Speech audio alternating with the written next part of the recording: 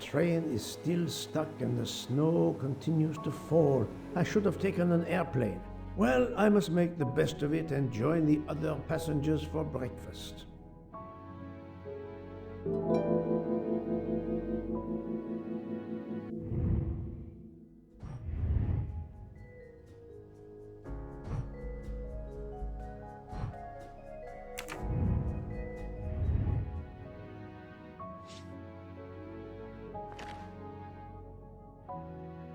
The mustache comb to tame unruly knots.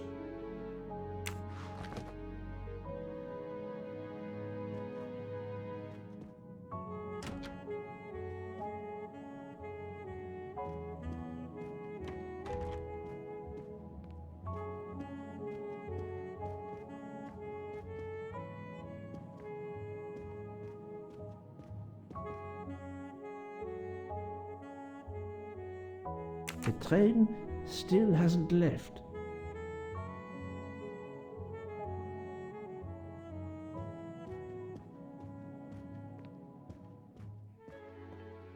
Good morning, Monsieur Michel. Good morning, sir. Please enjoy our special breakfast in our restaurant.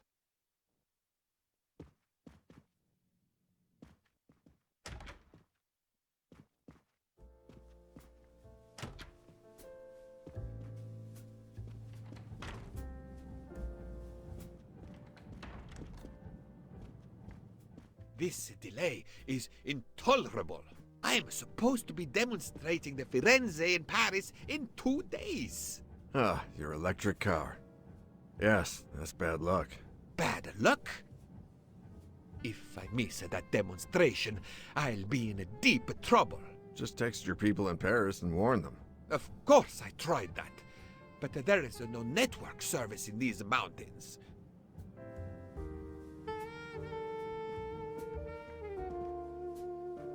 My daughter said it would be the easiest way in the world. Just sit on the train until I got to Paris. And now we may be here for days, and my boat sails the day after tomorrow. How am I going to catch it now? I can't even send an email to cancel it. I'm just too mad to talk about it. My colleagues were to meet me in Paris. They will wonder what has happened to me. I can get no words to them. What will they think? We have refugees to help.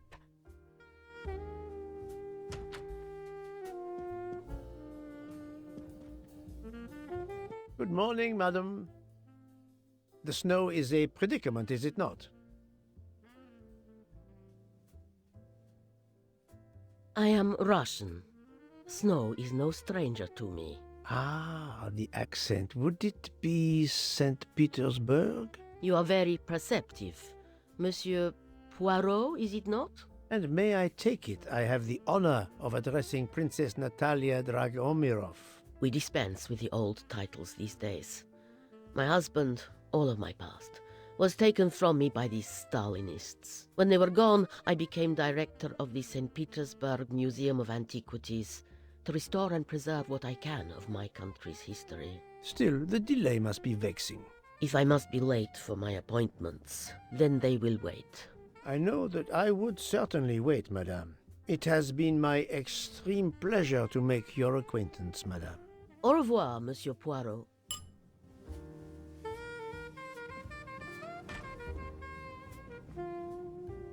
A beautiful piano, what a luxury. Pity there's no one to play it. Mademoiselle, you are not concerned about the train stopping? What can one do? Indeed, this does not make the train move. You have great strength to remain calm at a time like this. I know one far, far stronger than I. And that is? Well, that old lady, for instance. You have probably noticed her. She just has to lift her little finger and ask for something in a polite voice, and the whole train runs. It runs also for my friend Monsieur Bouc, but that is because he is a director of the line, not because he has a masterful character. You don't have to have a strong will when you have power. But I suspect I did not need to tell you that, Mr. Poirot. Mr. Poirot. Good morning, Mr. Fauché. You have early customers, I see. Yes, I am stuck serving here as well at breakfast.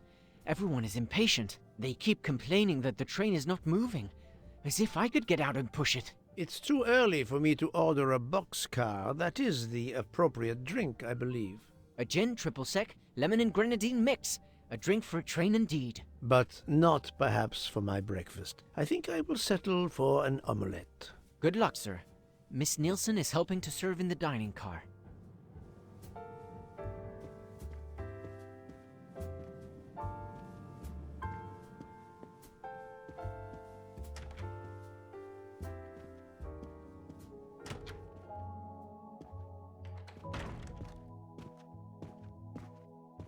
How long are we expected to be stranded here? It won't do much good complaining to me. That fellow there with the moustache, he may know something.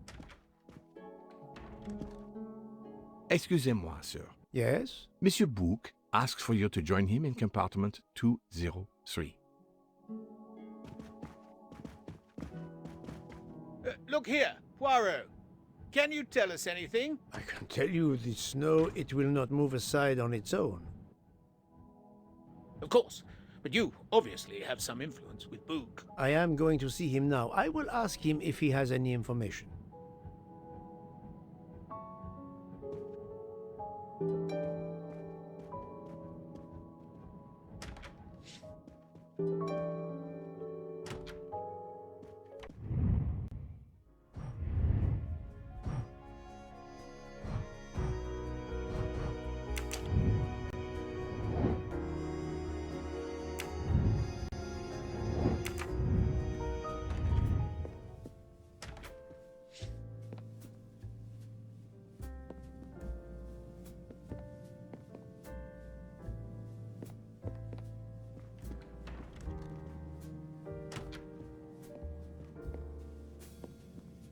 The Orient Express bar is certainly well stocked.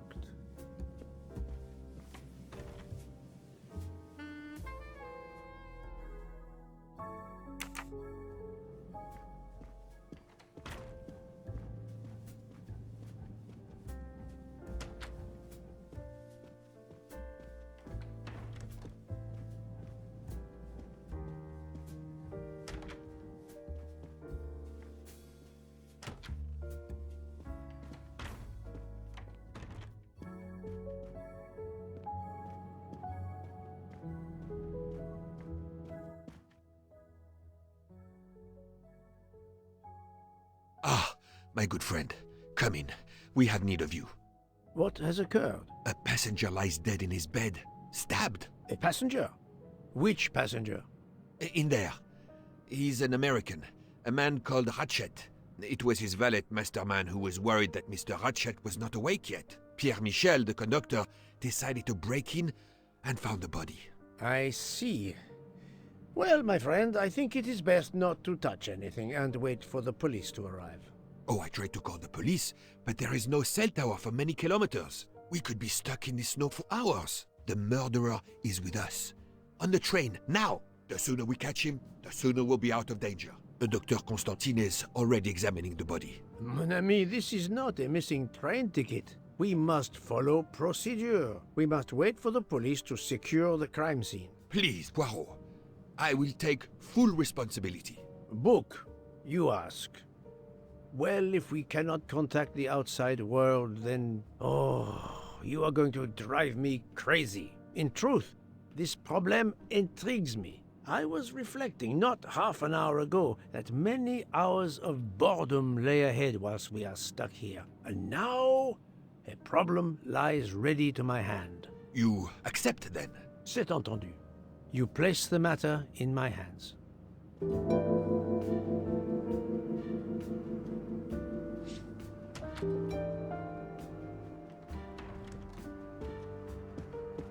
Mr. Poirot, I am Dr. Constantine.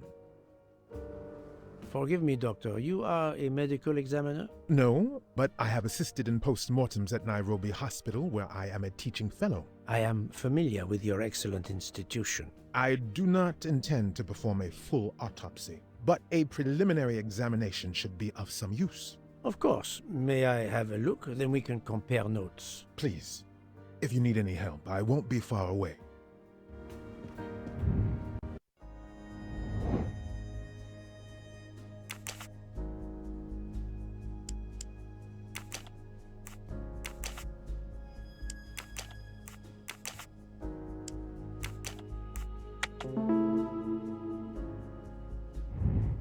That's the right answer.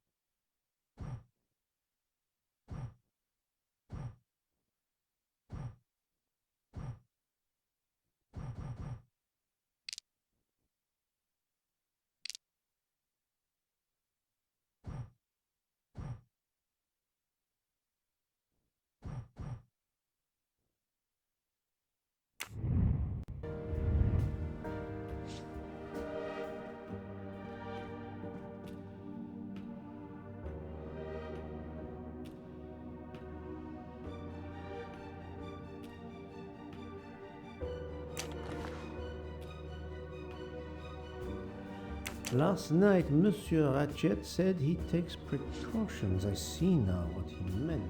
He knew he was in danger and wanted to be ready, yet it was no use to him. I will leave it here for the police.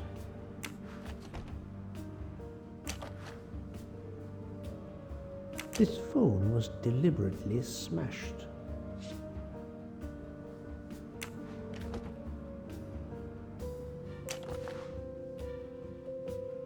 Did it belong to Ratchet? I'll take photos.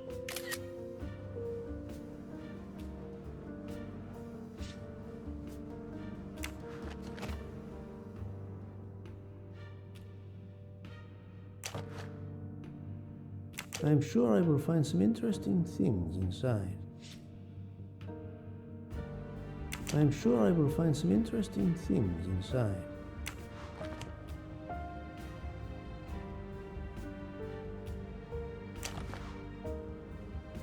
A handkerchief. There's a letter H embroidered on it.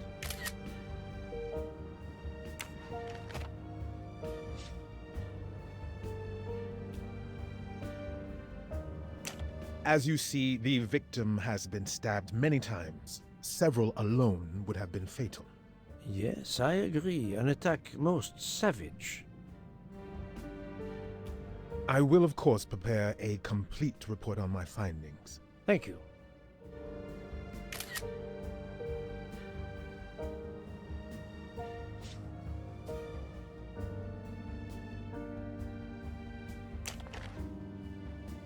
The watch is broken. The hands are stopped at 1:15 a.m.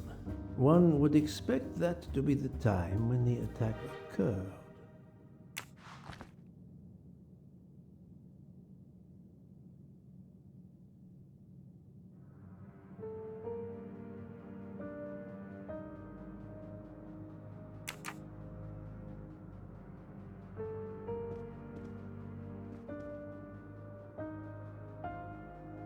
I'm sorry, Doctor, but I must question you. Of course.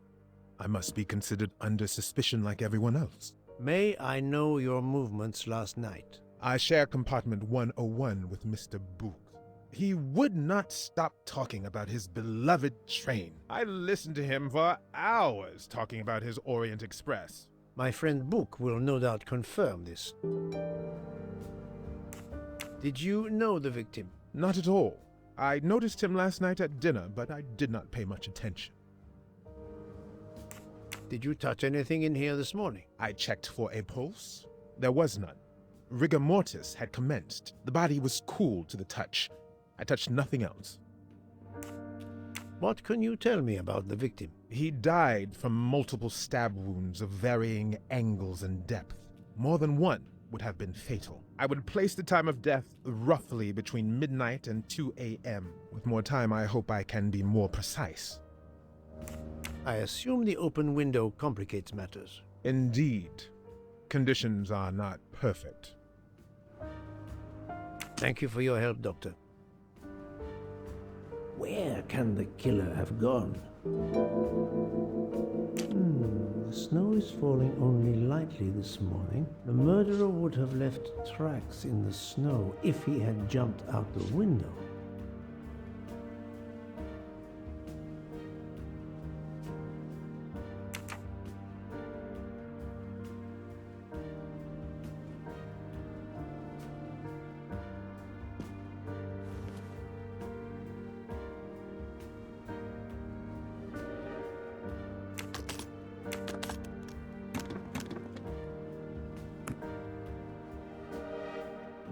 Expensive clothing, recently laundered.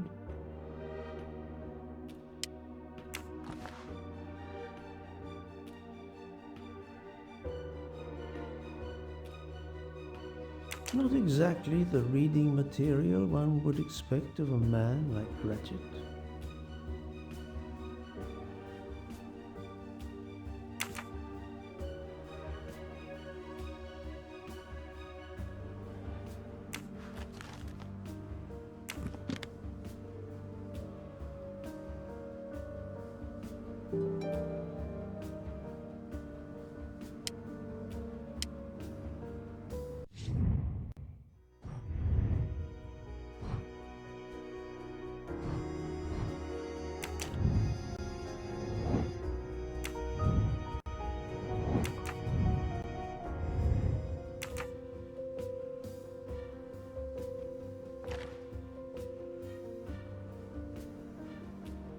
A box of sleeping pills.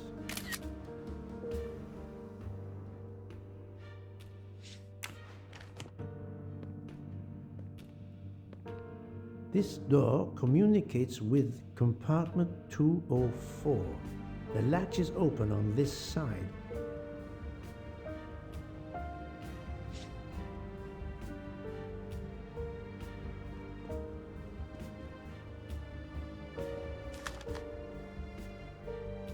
I wonder what could be in this photo.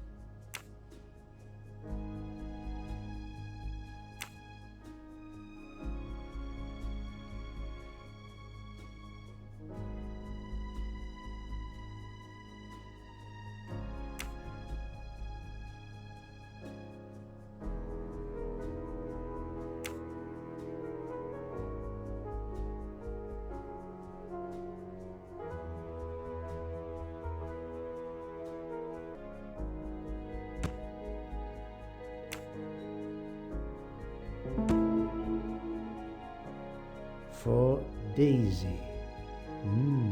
Interesting. My little gray cells did not let me down.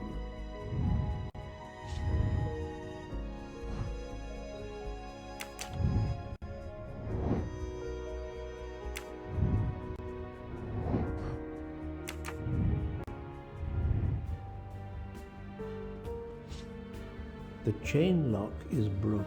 Monsieur Michel told me that he broke the chain on the door to get into the room.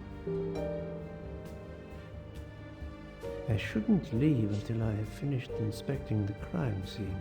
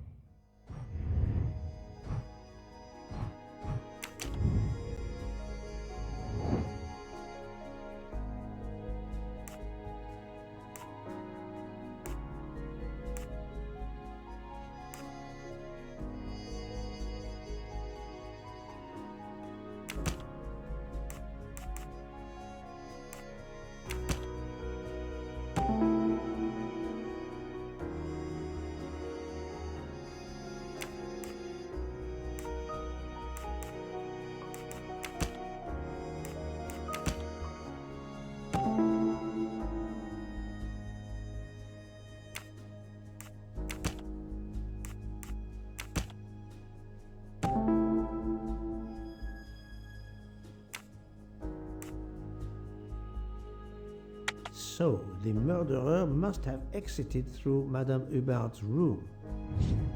I'm right again. That happens to me a lot.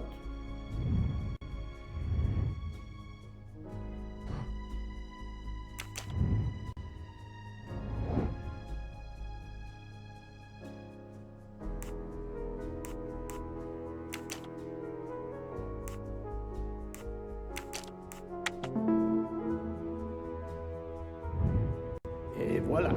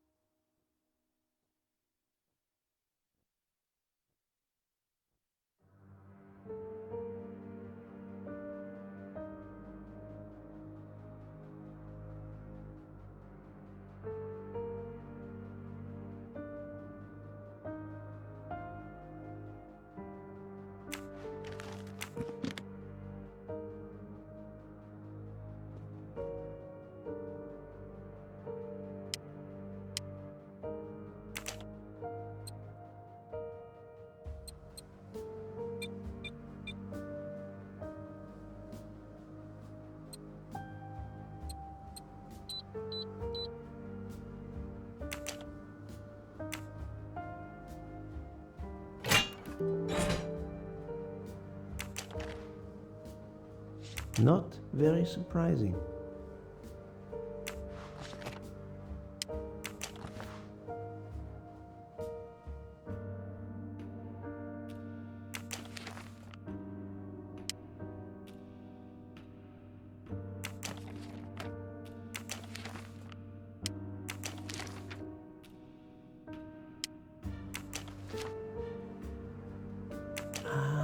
A meeting place on the back of a postcard. Someone with the initials A.W.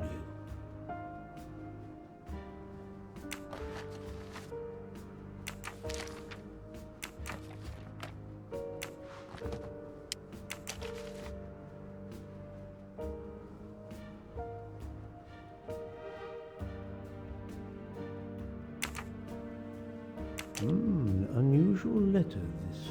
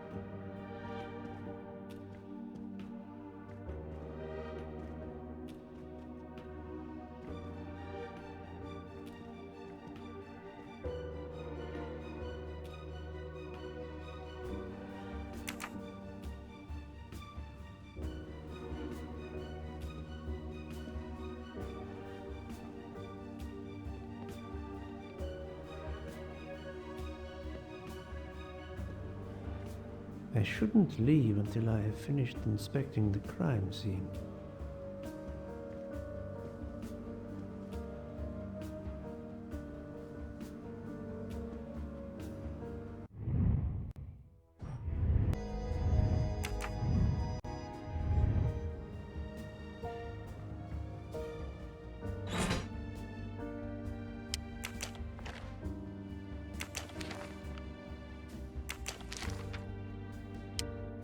Ratchet had an appointment he will never keep.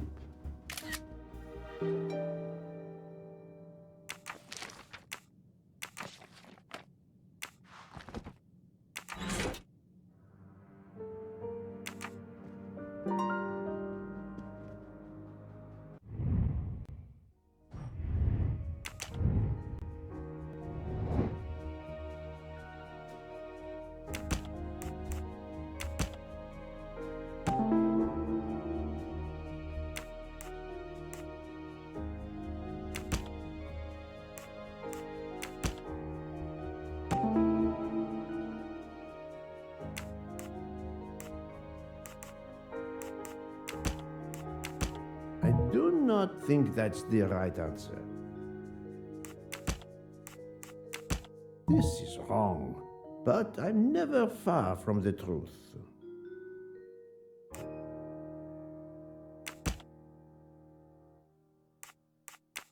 I must admit I'm not right this time.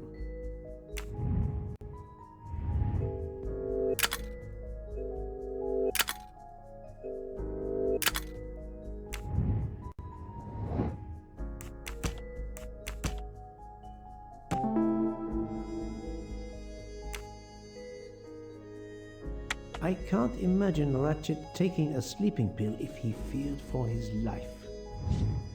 Et voilà.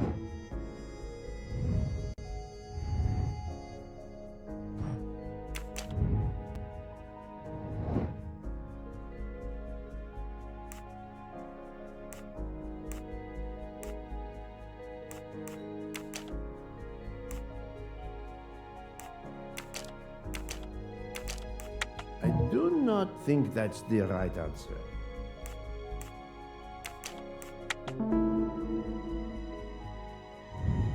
That's the right answer.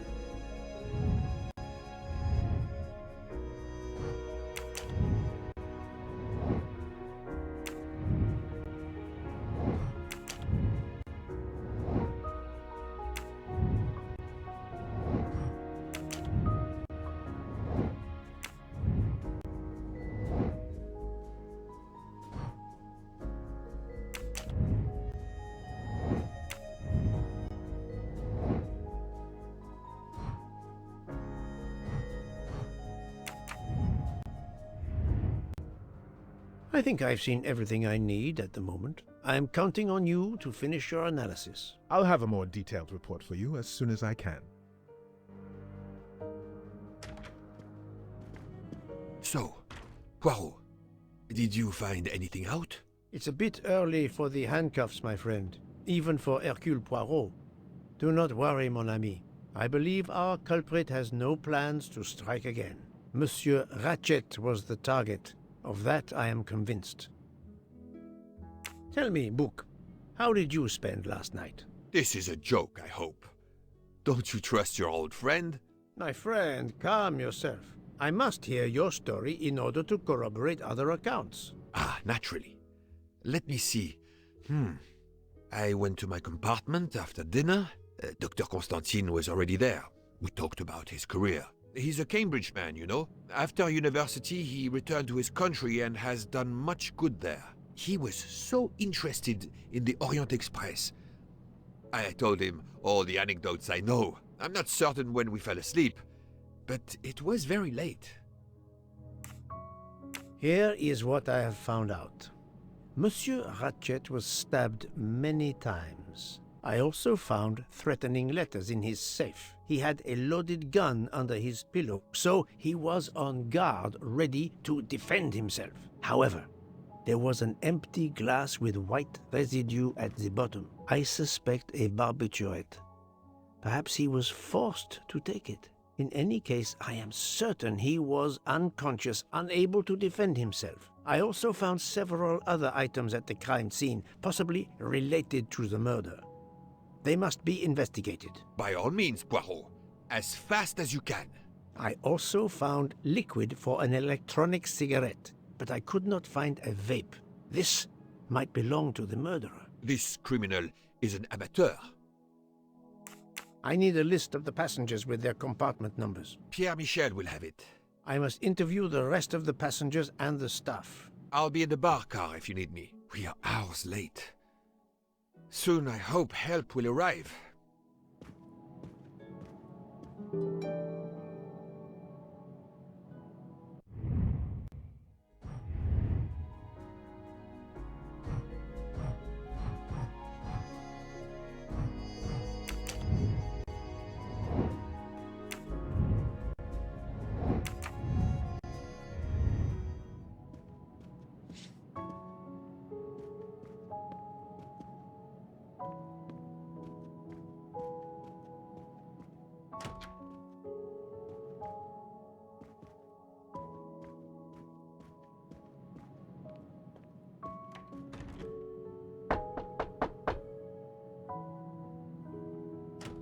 Good morning, madam. I am Erküle Pуаро. Caroline Hubbard.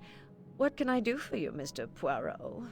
I am the bearer of unfortunate news. It's obvious with all the commotion that something has happened. Madame Hubbard, I am afraid your neighbor, Monsieur Ratchet, was murdered last night. Oh my God! I knew it! I knew it! I would like to ask you some questions, but first, may I inspect your room? Of course, yes, you must.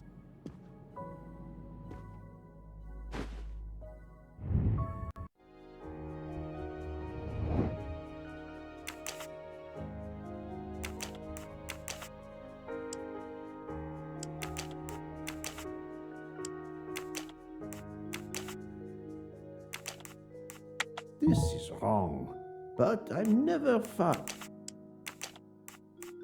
No, not good.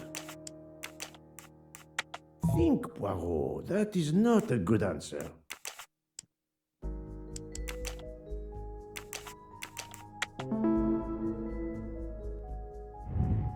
My little gray cells did not let me down.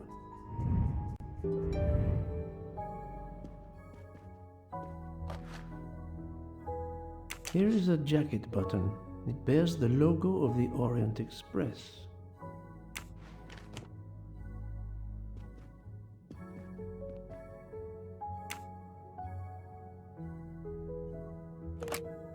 This door connects to Monsieur Ratchet's compartment. It was latched on this side. The luxury of the Orient Express is present in every detail.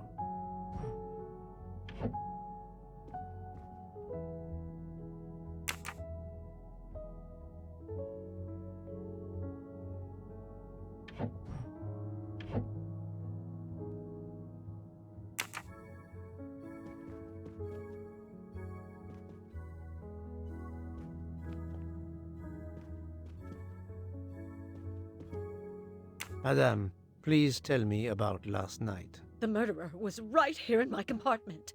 I woke up. All in the dark it was. I was just so scared I couldn't scream. I pressed the call button. I pressed and pressed. I heard footsteps running in the corridor, then a knock on my door. "Come in," I screamed. And I switched on the lights at the same time. And would you believe it? There wasn't a soul there. You think he went back into the other compartment? How do I know where he went? I had my eyes shut tight. The conductor came in. I told the man what had happened, and he didn't seem to believe me. I asked him to search the room, but he found nothing. I told the conductor to look at the door between the compartments, and sure enough, it wasn't bolted. Well, I soon saw to that. I told him to bolt it, then and there. How is it you didn't bolt the door between the two compartments? But I had. Well, as a matter of fact, I asked that Swedish lady, Olsen, Greta, if it was bolted, and she said it was. How was it you could not see for yourself?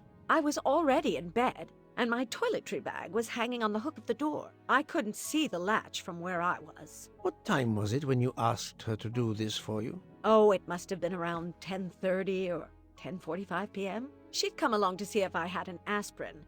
But instead of opening my door, she opened Mr. Ratchet's door by mistake.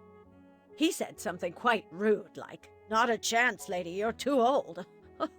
It shocked her. She came in. I told her where to find the aspirin, and she got it out of my toiletry bag. Poor girl, she didn't have a good night. The same could be said for Monsieur Ratchet. It appears Mademoiselle Olsen may be the last person to see Ratchet alive.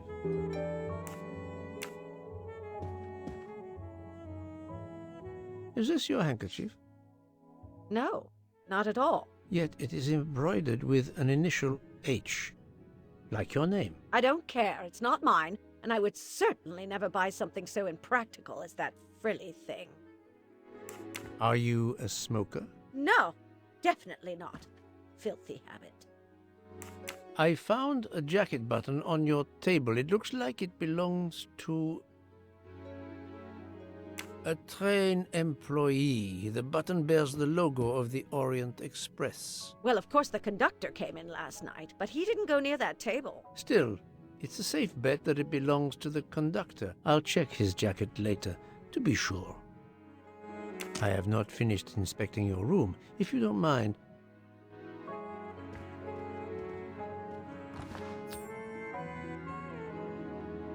can never have too many of these.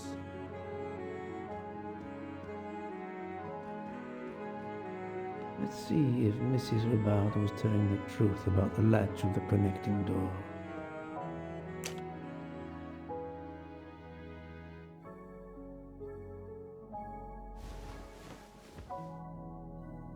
This hook is probably where Mrs. Hubbard hung her toiletry bag.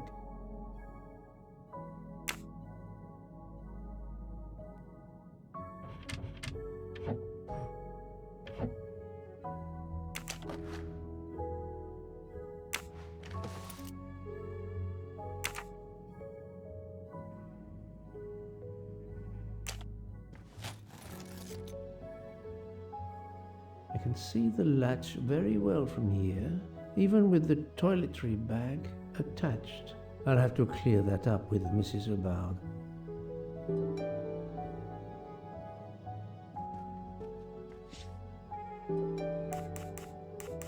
Mrs. Hubbard, you told me that the door connecting the two compartments was closed, correct? Yes, it was, as I told you. I was already in bed and my toiletry bag was hanging on the hook of the door. I couldn't see the latch from where I was. That's why I asked Miss Olsen to check if it was closed.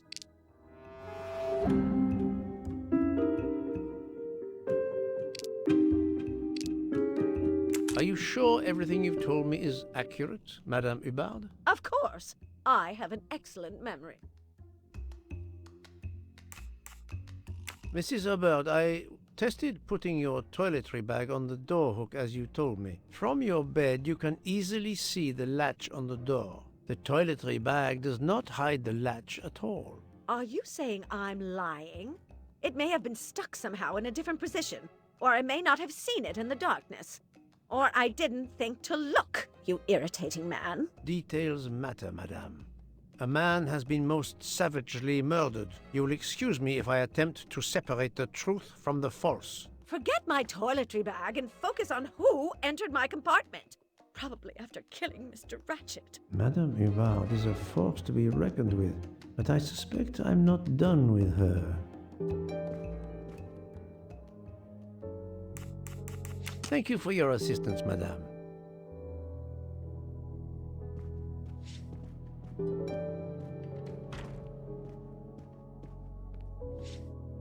Monsieur Michel, I must ask you a few questions if you don't mind. I will do everything I can to help. First of all, tell me about yourself.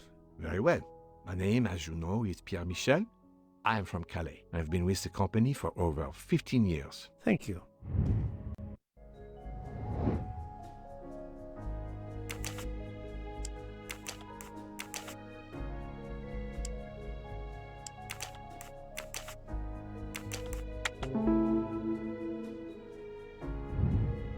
That was easy. Can you provide me with a listing of the passengers and their rooms, please? Yes, certainly.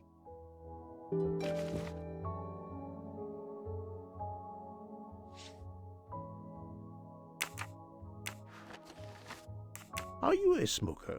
Indeed. Do you smoke e-cigarettes? No, tobacco only. I would like to reconstruct with your help the events of last night. Monsieur Ratchet retired to bed. When? Almost immediately after dinner, sir. Actually, before we left Belgrade. Did anybody go into his compartment after that? His valet, monsieur. Monsieur Masterman. And then his secretary, the young American gentleman. Monsieur McQueen. And that is the last time you saw or heard of him? No, monsieur. You forget that Monsieur Ratchet rang his bell around 12:40 a.m., soon after we had stopped. I knocked at the door, but he called out in French, "Ce n'est rien, je me suis trompé." I then left to answer another bell that had just rung. Where were you at 1:15 a.m.? I was sitting on my little seat at the end of the car, facing up the corridor. Are you sure? I left a little after 1 a.m. to speak about the snow with my colleague Jean in the bar car. I came back later. There was a call. I remember speaking to you. Indeed, I remember. Carry on. It was the American lady, Madame Hubbard. She thought she saw a man in her compartment. Then around 1:50 a.m., I made the bed for Monsieur Ratchet's secretary, Monsieur McQueen. He had spent the evening talking with the English Captain Arbuthnot. At 2 a.m., I returned to my place and stayed there until dawn. What is the last station where we stopped? Vinkovsky. Could someone have come on board? Possibly. I was very busy. Owing to the weather, we were a few minutes late. We left at 12:10 a.m. I found a button from an Orient Express staff jacket. Did you lose one by any chance? No, monsieur. As you can see, I have all my buttons. It is not mine.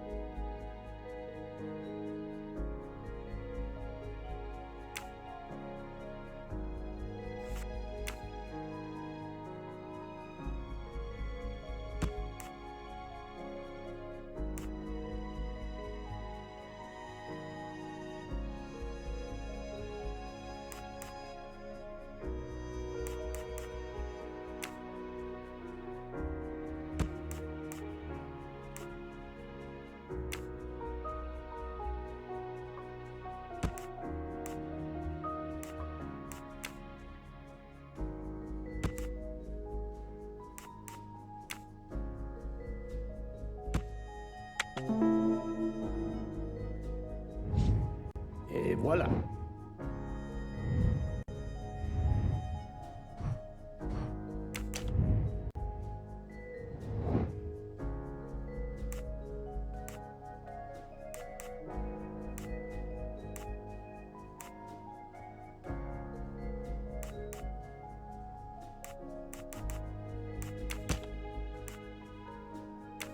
I do not think that's the right answer.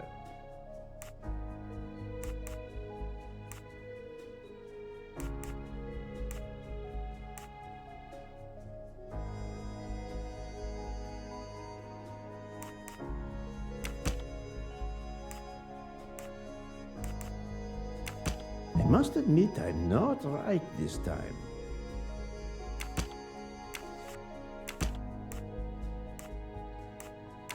This is wrong, but I'm never far from the truth. No, not good.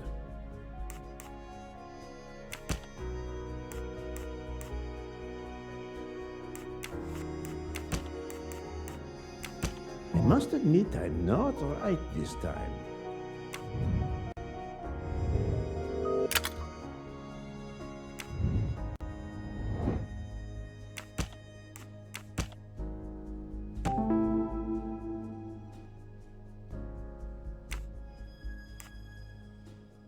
While Monsieur Michel was chatting with Monsieur Fauchet in the bar car between 1 a.m. and 2 a.m., the murderer could have escaped Ratchet's room without being seen.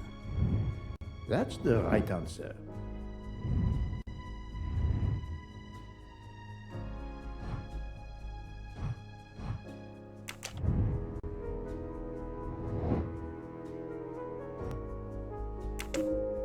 Very well, I choose to go this way.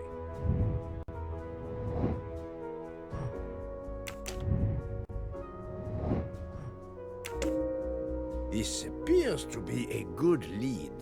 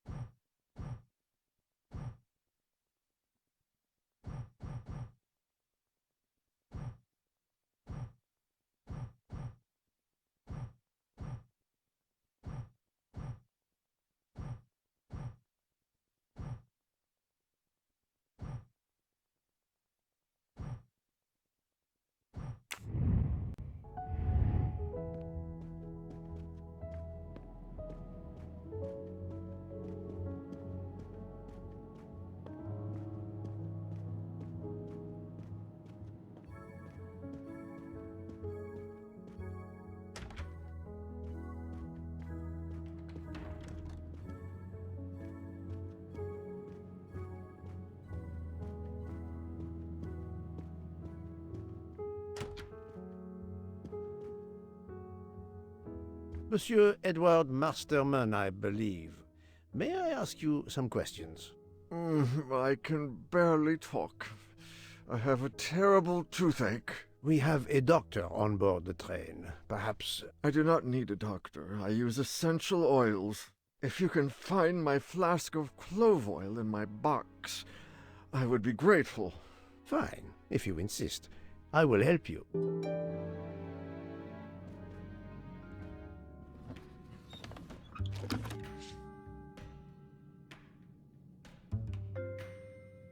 By the smell, I think that the jojoba oil spilled on the other bottles, leaving their labels illegible.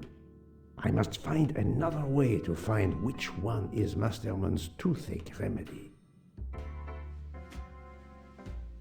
The weighing scale is soaked in jojoba oil. It's unusable. Ah, this old scale will do the job.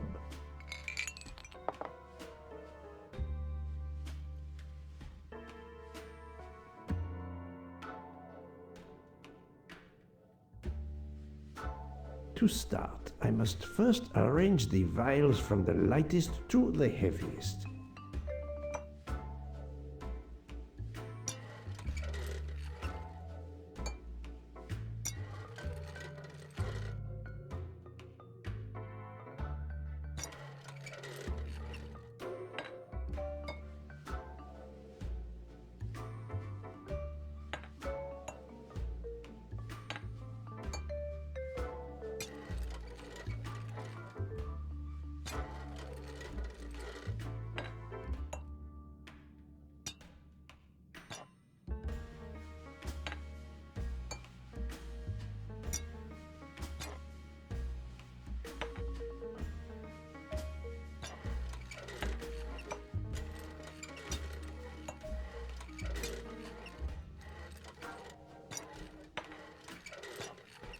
Now that I know the order, I think that I can easily guess which one is the clove oil.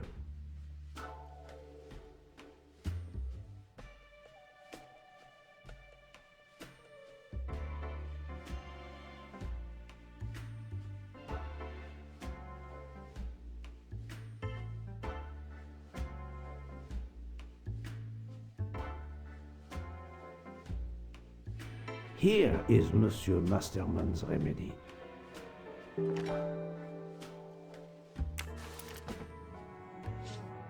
Here is your remedy. I hope it will help.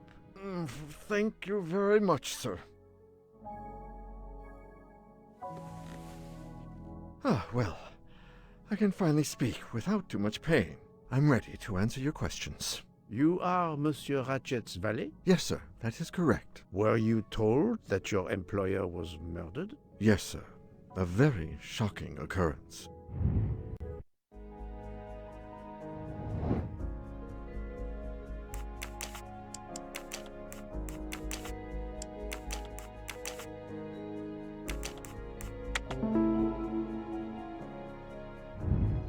Et voilà. At what hour did you last see Monsieur Ratchet? It must have been around 9 p.m., sir. That or a little after. I went to bed around 10:30 p.m., same as the person who shares my room, Mr. Foscarelli. He almost immediately began snoring. What did you do then? I read, sir, and I spent a while soothing my toothache with clove oil and listening to the snoring. Did you hear anything during the night? Yes, my roommate snoring. Are you a smoker? Yes, sir. I have a cigarette now and then to relax. Tell me about your employer, Monsieur Ratchet. I've been working for him for 9 months. I should not wish to speak ill of the dead, but he was not a gentleman, sir. Did you know that he had enemies? Yes, sir. I heard him discussing some threatening letters, sir, with Mr. McQueen. Did he mention these letters to you? He had been reading a letter when I came in. He asked me if I was the one who put it in his compartment. I told him that I had done no such thing, and he should report it to the police at the next station. How did he respond? He laughed, sir. You're joking. I do not joke, sir. Forgive me, I can see you do not. Was he taking sleeping pills? Always when traveling by train, sir. He said he couldn't sleep otherwise. Last night he asked me to give him 2. I did so, along with a glass of water. He dissolved them in the water. Did you see him drink the water? No, sir. I left right after I gave him the pills. Was Monsieur Ratchet a smoker? No. He finds smokers disgusting. Can you tell me again why you gave sleeping pills to Monsieur Ratchet? Yes, I gave him the pills because when he takes the train, he has trouble sleeping. The letter must have worried him. He specifically asked me to prepare the sleeping pills. I didn't see him drink the water with the pills in it.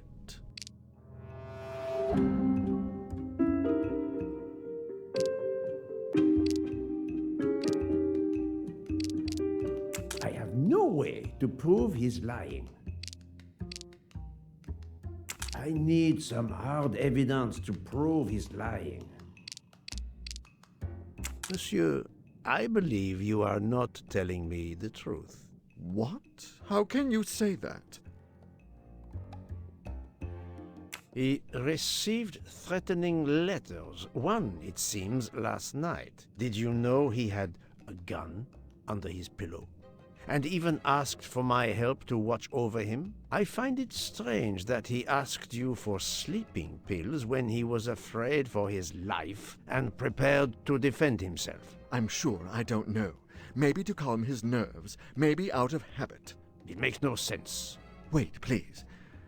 Isn't it possible that Mr. Ratchet asked me to prepare the pills, but didn't plan to drink them for some reason? It is possible.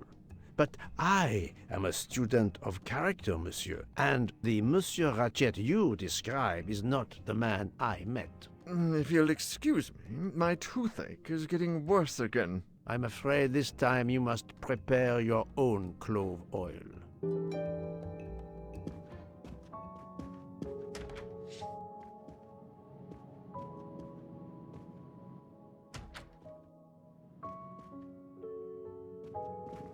I believe I am addressing Monsieur Hector McQueen. Guilty as charged. I beg your pardon? Oh, sorry. Just an expression. My father used to say it. You must have had an interesting childhood. I am Erküle Pουaρο. No need to be modest. You're a detective. You are Monsieur Ratchet's secretary? I am Mr. Ratchet's secretary. Just over a year. I mainly take care of translating certain texts for him. Mr. Ratchet only speaks English. Prepare yourself for a shock. Your employer, Monsieur Ratchet, is dead. So they got him after all. What do you mean?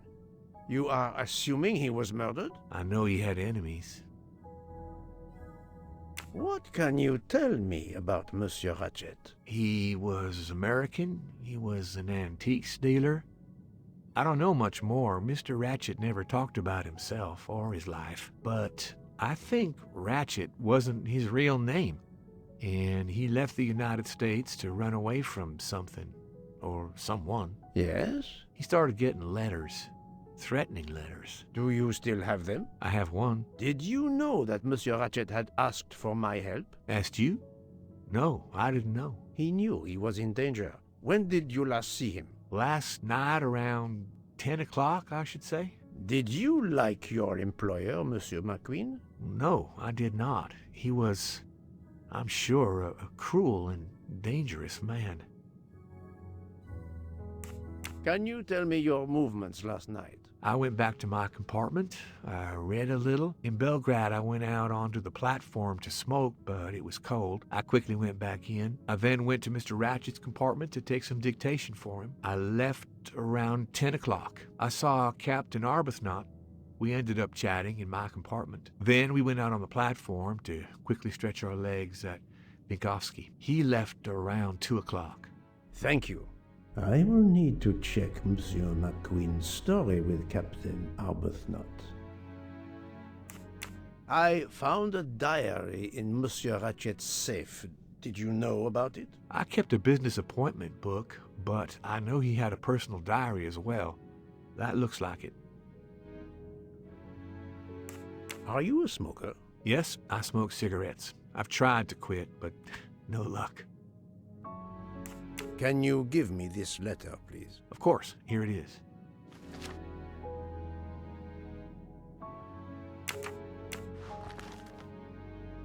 Was Monsieur Ratchet a smoker? No, he hated the smell of smoke.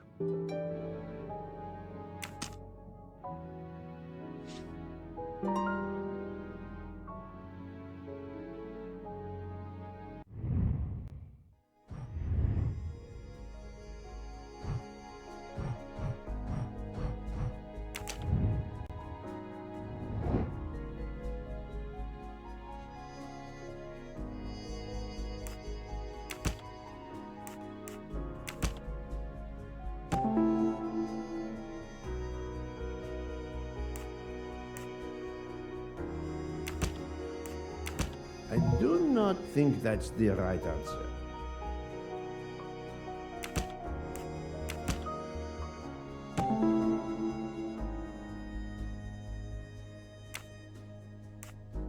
The murderer may have impersonated Ratchet by calling Monsieur Michel to make it seem that Ratchet was still alive at 12:37 a.m. My little gray cells did not let me down.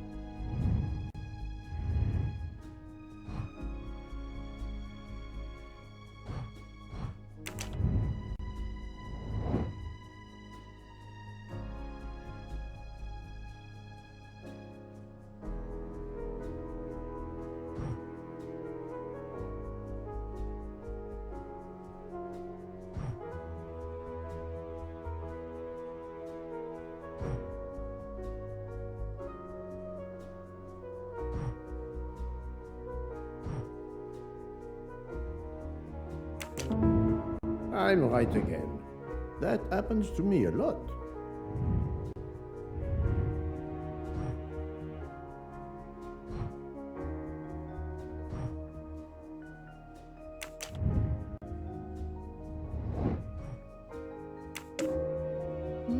This direction looks promising.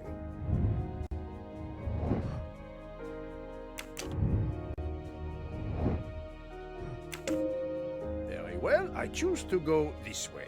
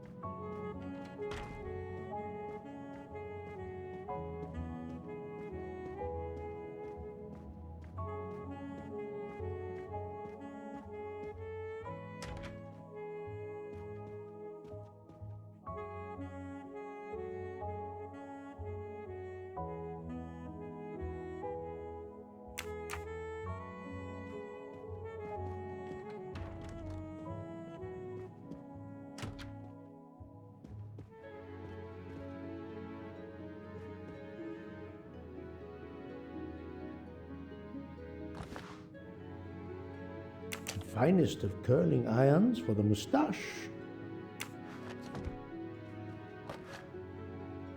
Wax to preserve the perfect symmetry of the moustache.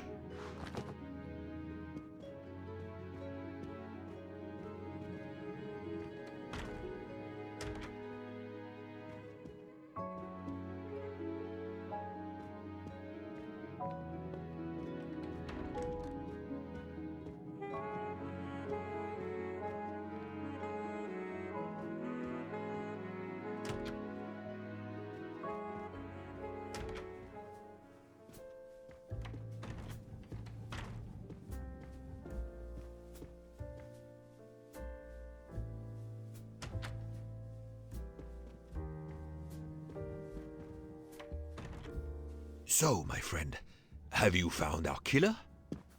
Not yet, but I will tell you what I have learned. Please. Our assassin could have gotten on the train at Vinkovsky disguised as a conductor, entered Ratchet's room, and killed him. Then He walked out through Madame Hubbard's connecting door, where he lost a button from his jacket. He had to wait for Monsieur Michel to be absent. He waited too long. The train had left the station. He was trapped aboard. Indeed.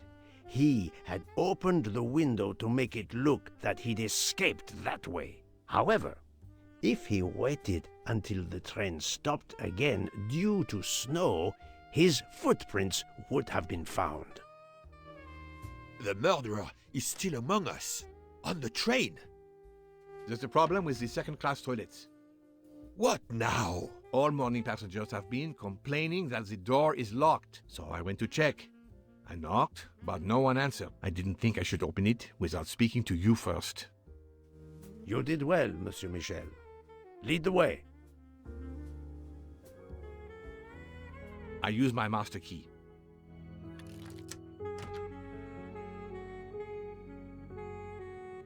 But who is she? Is she alive? She is breathing. Then if she isn't dead, isn't she our murderer? That, my friend, is what we must find out.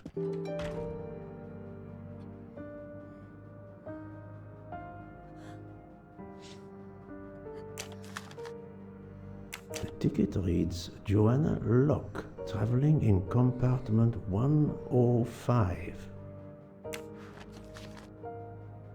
Miss, can you hear me?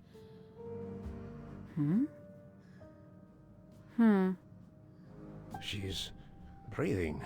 Her pulse is strong. There is no sign of physical violence. This woman is sleeping very soundly. This woman is sound asleep. Given her location, I would say she has been drugged and deposited here. Well, at least it's not another murder on my train. The train is, of course, full. Monsieur, the list I gave you indicates that Hildegard Schmidt shares her compartment. I will want to talk to her later. For now, we will concentrate on this mysterious young lady. Let's return her to her more comfortable bed. Good idea. Pierre, locate this woman's room and fetch the doctor. Yes, sir. I will question her when she wakes up. Please, let me know what you learn. Mademoiselle Locke's compartment is 105. I suggest we return her to her more comfortable bed. Yes, hopefully she will awaken soon.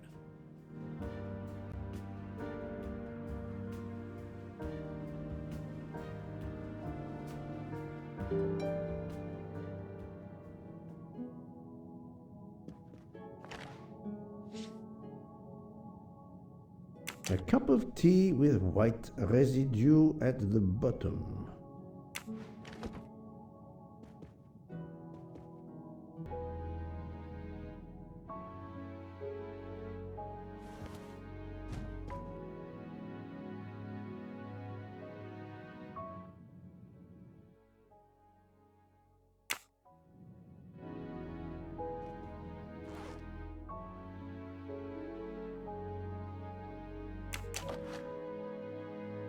A briefcase and a wagon-lit conductor's jacket, and the button is missing.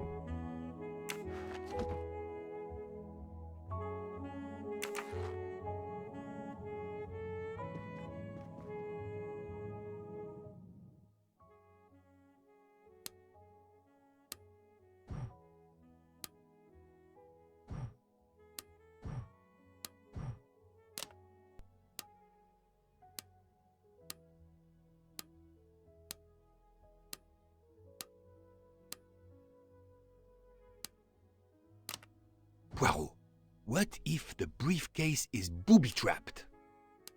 Have you tried 0000? But of course you know what you're doing. It is booby-trapped, is it? Poirot, I'm disappointed in you. I was certain you would have it by now. We really need to find the combination. So, Poirot, any luck so far? Have you tried 1, 2? Book. Silent like a mouse, please. I'm sorry. You're right. I'll be quiet now. You need to concentrate. I will not utter another word. Not one. Book, there will be another murder on the Orient Express in a moment.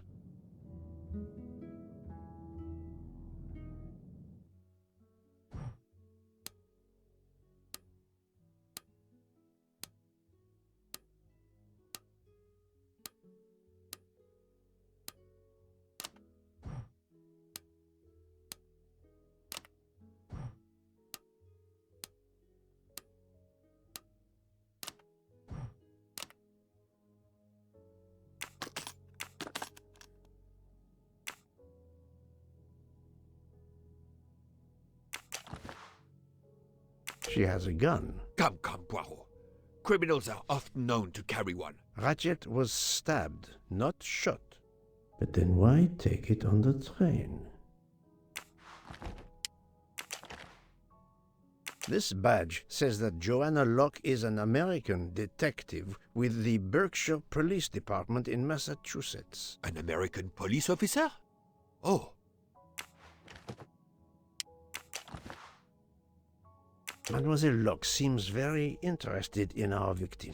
Of course. She has studied her target. Possibly. Her driver's license confirms her identity. She is American. These are fake IDs. It's certain.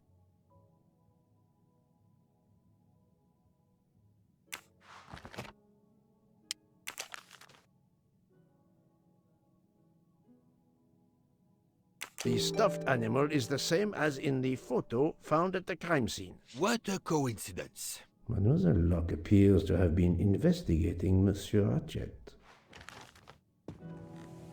Look, she's waking up. Thanks to you, I would not be surprised if our murder victim were also waking up. What?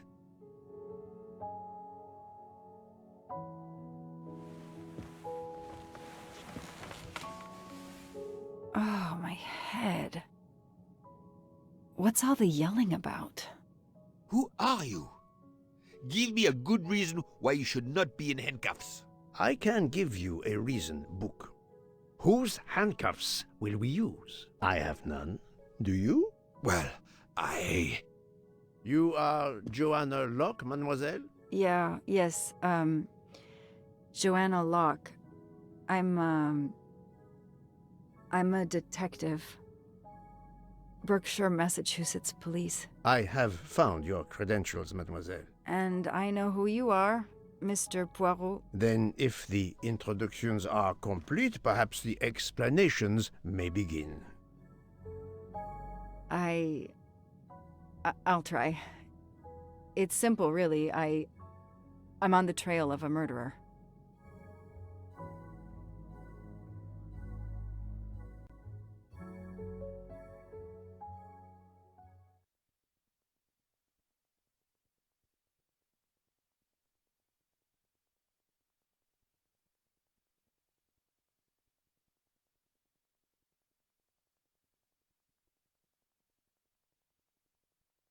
I had just been promoted to detective after 5 years on patrol.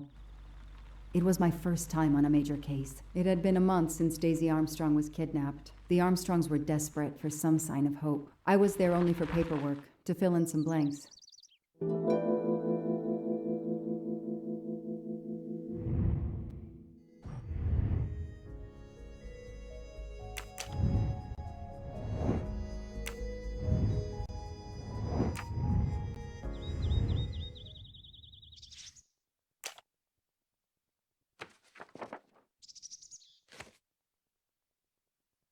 The investigation is now part of a pile of investigations, and my captain sent me here just to dot some I's and cross some T's.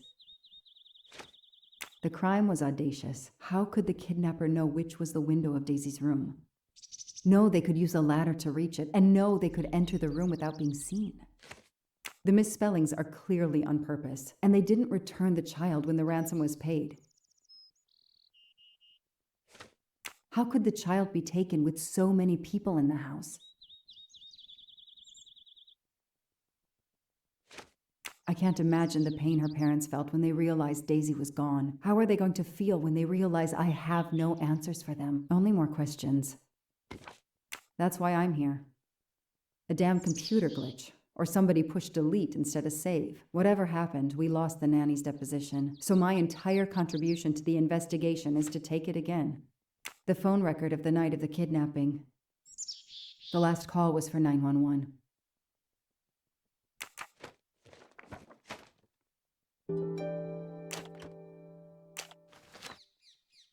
A topographical map. Often more important than a road map in these mountains.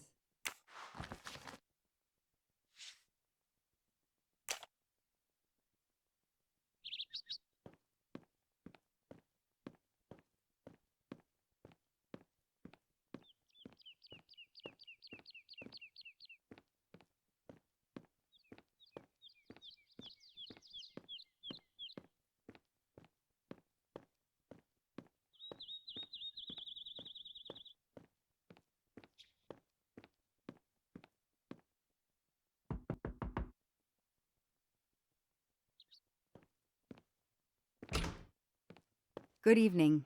Colonel Armstrong? Yes. You're the detective they phoned about. Joanna Locke. I don't remember you. I'm newly assigned to the case. It's about time more detectives were involved. My wife, Sonia, she hasn't been herself. Every day is a waking nightmare for us. Tell me you've uncovered something new. I'm here to speak to your daughter's nanny. There was a computer problem. Her earlier statement has been lost. Oh, I see. We had hoped. Well, do as you wish. I won't be far if you need me.